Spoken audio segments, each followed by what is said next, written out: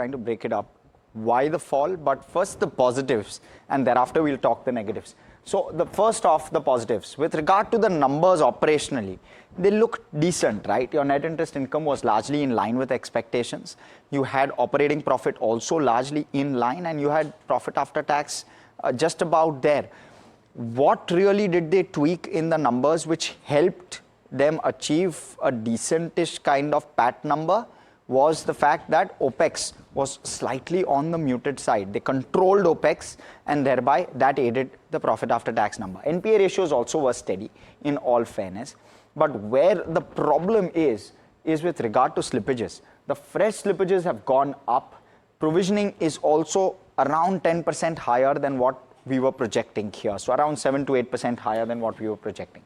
And that's where the key concern lies. Where the slippages look weak is in retail. Predominantly, that's where the weakness is. The second piece is growth is absent at this point. You can't be growing single digit on deposits. You can't be losing market share at this point if you're an Axis Bank. And that's why, and if you do that, that's the reaction you'll get on the stock. The last is the margin decline. It doesn't look pretty when you couple that with low growth and slippages. Well, those three factors, in my opinion, the three primary factors which have contributed to the reaction today. All right. Well, Harsh, thanks for all those details. Vineet, if I can just elaborate a little bit more on that one, or rather have you elaborate a little bit more on that one. Axis Bank, ICICI Bank, and HDFC Bank at the moment, your line of preference between these three? ICICI, HDFC, and Axis.